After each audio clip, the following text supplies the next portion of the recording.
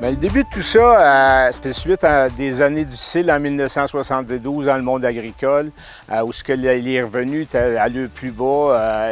Il faudrait faire un historique, mais c'est probablement la plus grosse crise agricole qu'il y a eu. Mon oncle était alors président de l'UPA, mon père était maire, préfet de la MRC.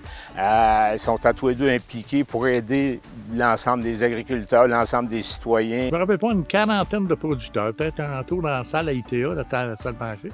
Réal qui était en avant, qui était le promoteur, c'est lui qui avait le projet de développer un syndicat dans l'agriculture. À ce moment-là, des outils dans les grandes cultures, on n'avait pas. Presque rien. Dans le fond, au niveau de la mise en marché, surtout, je pense, j'ai pas honte de dire, on se faisait un peu exploiter par le commerce, dans le sens que ils nous achetaient nos grains au prix de l'importation, mais ils ne nous donnaient pas la valeur réelle que ça coûtait importer du grain des États-Unis, maintenant, pour l'emmener au Québec. Mais à ce temps-là, on ne savait pas ça. Et c'est là qu'on a développé le plan conjoint. Toute l'industrie, tous les syndicats dans le commerce s'opposaient carrément. Le Réal avait fait un travail de système. Le gars, il avait vraiment une formation de se défendre, d'être capable de se défendre. Parce qu'il faisait face à des avocats là, en face de lui. Là. Moi, j'ai trouvé ça extrêmement stressant. Tu sais, c'est le pire moment. J'avais pas peur d'affronter ces gens-là, même si c'était des gens redoutables, puis qu'on m'a traité de toutes sortes de choses. C'est d'être un petit verre de main, puis tout ça, tu sais, pour moi. Puis il y avait un avocat qui était prêt. Puis mon avocat m'avait dit, laisse-toi pas impressionner.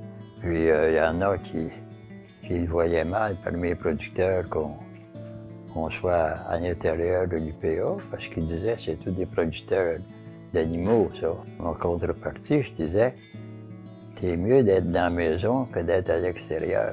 Le capitaliste fait toujours son argent sur les gens qui sont en dessous de lui. C'est les travailleurs. Alors, si on forme un groupe, ben là, on devient une personne crédible pour négocier. Il y avait un combat un petit peu dans le temps. Mon père avait confronté la banque et avait même retiré toute la Fédération des producteurs de grains. Il était allé chercher d'autres leviers financiers avec Desjardins dans le temps. Ça avait été des moments qui montraient que se tenir debout et d'être en communauté puis avoir une force à la Fédération, a pu avoir des impacts. Ça ne l'arrêtait pas d'aller plus loin, tu sais, puis il s'associait avec des gens. Il a fait beaucoup de voyages dans le Canada, puis dans toute la province aussi. Parce que les gens des régions éloignées aussi, ils vont pas de maïs grain, mais ils ont des céréales. Ils ne laissaient pas de côté, eux autres. Ils allaient à Rouen, ils allaient en Gaspésie. Ils faisaient beaucoup de voyages pour rassembler tout le monde du Québec.